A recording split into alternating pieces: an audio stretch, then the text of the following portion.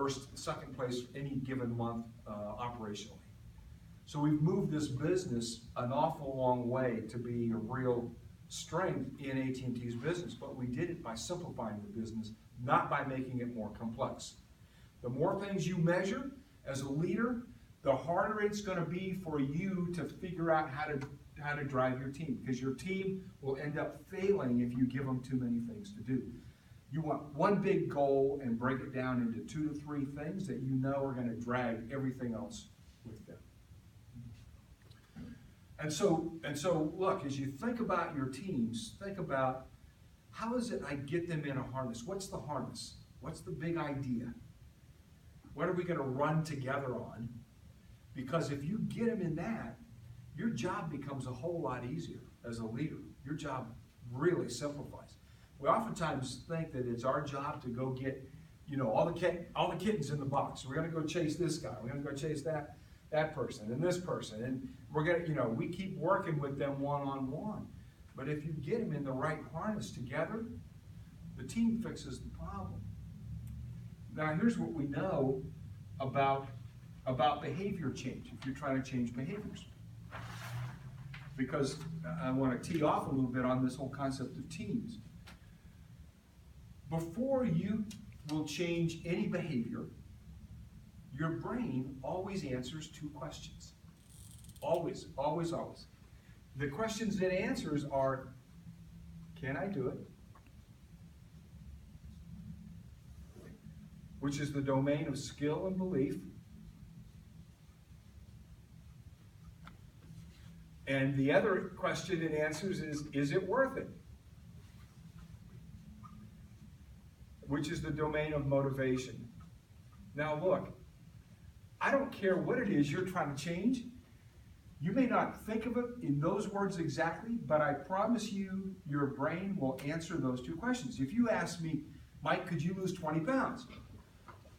Right away, faster than I could speak, my brain's saying, yeah, I know how to lose 20 pounds. I've done it before. It's this exercise routine. It's that diet.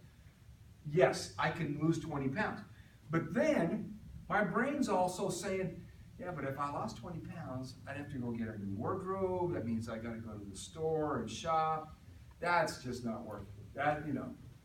And so guess what?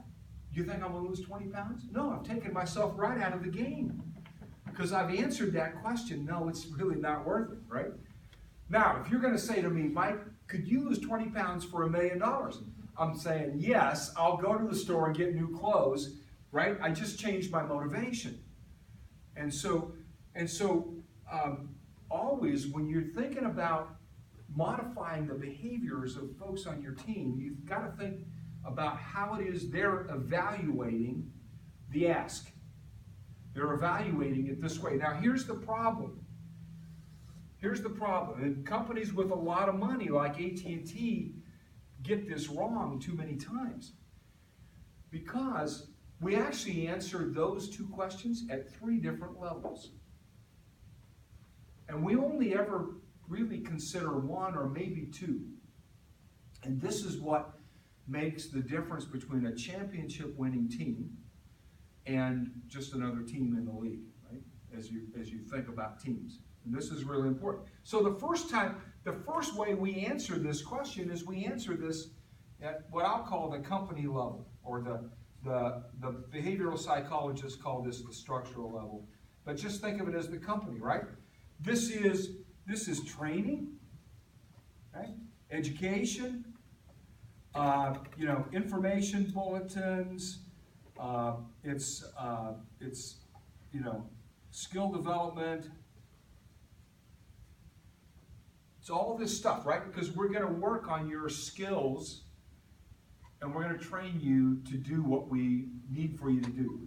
And the motivations over here can be things like you earn, recognition, the breakfast things. Discipline is also over here as a motivator. Discipline's a motivator. The problem is we so overuse discipline that we lose its effectiveness to moderate behaviors. It becomes the only motivation that we use. And that's a real problem for people. You run out of gas. Now look, as it relates to you earn, what we know is external motivators only last for so long. They do not solve long-term problems. External motivators, actually, if we don't keep raising the bar on you earn year after year, it's going to lose its juice to motivate people. And actually what ends up happening is it'll become an entitlement. And then we've lost our ability to use it as a motivator here when it becomes an entitlement. We know from behavioral psychology that internal motivators are far, far more important than external motivators, and they're far longer lasting. And so what you have to do as a coach is you have to tap into the internal motivators in people to keep them motivated. The external motivators are going to come and go, and they're good to use, but if that's all you're relying on, you're cooked. You're absolutely cooked. Now, we do this at the company level, but we also answer these two questions at the personal level. Oh, by the way, the behavior research is really interesting. When you do this really, really well, and we got a lot of money and we can do this really, really well, you get less than a 40% chance of behavior change. Less than 40%. Now, my doctor friends argue with me. They say the real number is down closer to about 15%. I'll be generous and say 40%.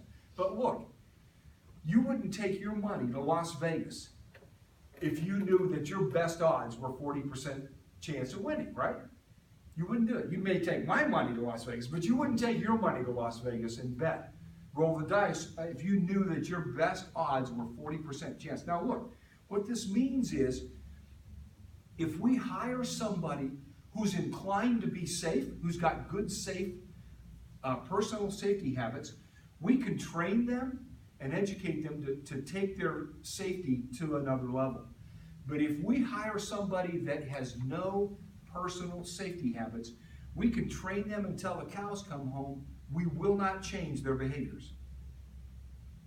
Won't change it.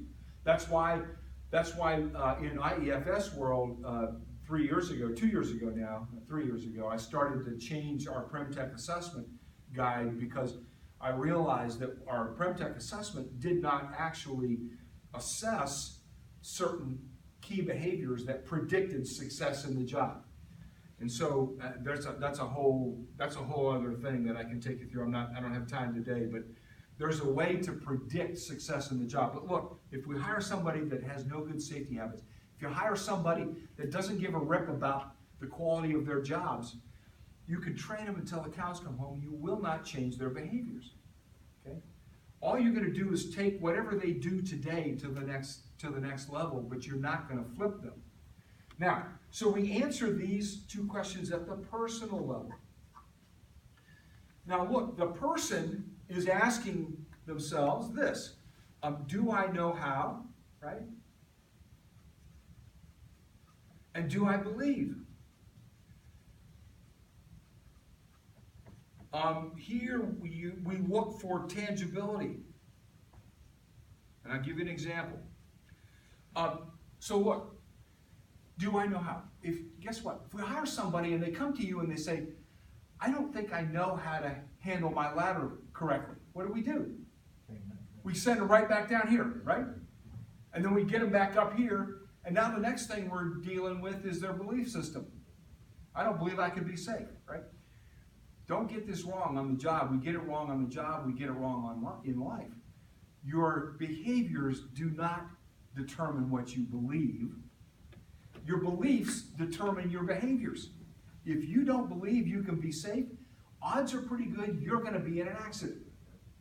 If you don't believe you know how to do a quality job, what a quality install or quality repair looks like, odds are pretty good it's going to look like crap when you're done, right? You've got to change people's belief systems first. And I'll get to that in a minute. Tangibility is really important. So let me give you a great example. Some of you have seen some of our yards where we have the 205 feet visual recognition for the safe following distance for 35 miles an hour. Now, Smith Training says it's a 4-second rule. The problem is you don't know what 4 seconds looks like in the real world. And further, Further, those 4 seconds you're as distracted with those 4 seconds as you would be if you were texting and driving. Because here's what happens. Your brain cannot multitask when there are 2 dominant task focuses. Cannot do it. It can do 2 things at one time when one is second nature. Like breathing is second nature. You don't have to think about breathing. It's not a dominant task. But when you're driving and you're counting 4 seconds, what are you doing? You're looking at the bumper in front of you, you're trying to mark it to something on the side of the road, and you begin your cadence, and depending upon your heart rate, your cadence may be faster or slower than 4 seconds. But for those 4 seconds, where's your focus? It's on looking at that thing and counting your 4 seconds. And what should your dominant task focus be? Watching the car in front of you. What's around me when I'm driving? Is somebody coming at me? And so you're just as distracted doing that. Now, here's what we did. When I recognized that this was going on, I made everybody start to remember what the safe following distance looks like for 35 miles an hour. It looks like 205 feet. My expectation is I can go to any garage and pull a tech at random and take them out on the street with no visual cues and say to them, show me the safe following distance for 35 miles an hour. Not show me 205 feet. It's the wrong frame on the question, right? How you ask the question is really important. Show me the safe following distance for 35 miles an hour. And he or she should be able to, without any visual cues, walk out and say, that's 205 feet. And be pretty close, plus or minus 10, 15 feet. I'd be fine with that. Now, when they're driving, when they actually commit that to memory and they're driving, they don't even have to think about it. They see that car in front of them, they know exactly what 205 feet looks like, and their dominant task focus is on driving. But it's got to become second nature. I'll get to that in just a second. I want to come back to how we process information so you'll see this. But look, here's a great example of why you cannot do it. Anybody musicians in here? Any musicians? Do you have kids who are musicians? Neighbors? My kids were. Learn drums? Drums? Oh, I can have that. So what happens the first couple of years of kids learning to play the drums? No, it's terrible. Sounds like a train wreck, right? And the reason why is because when you're learning, this is the perfect word picture for why you can't do 2 dominant task focuses at one time. When you play the drums, this is a dominant task focus, and these are dominant task focus, right? And you've got 2 things going on at one time. And now, you can time slice really well. So guess what? For 5 seconds, the feet sound really good, and this sounds like crap. And then they focus on these, and then the feet go to hell in a handbasket, and they lose their rhythm, right? But they play this really well. And so what you're witnessing is the brain time slicing, because it can't do 2 dominant task focuses at one time. So after a couple of years, a kid, these feet become second nature. And he doesn't have to think about it. And when that happens, these he can experiment with, because this is not a dominant task focus anymore. And that's what makes a good drummer. And eventually, good drummers, once they get these legs and these feet into the second nature realm of cognitive processing, they can experiment with these guys, and they get better and better. And eventually, they can be like Buddy Rich or Danny Seraphine or one of those big time drummers. Okay. So that's why tangibility is so important, because tangibility actually adds to belief. Tangibility actually adds to belief. So when you're thinking about messing with people's belief systems, think about how you make it tangible to them so that they can visualize it, right? You can't visualize 4 seconds. Here the motivations are, they're emotional. There's an emotional connection of some sort, sentimental value.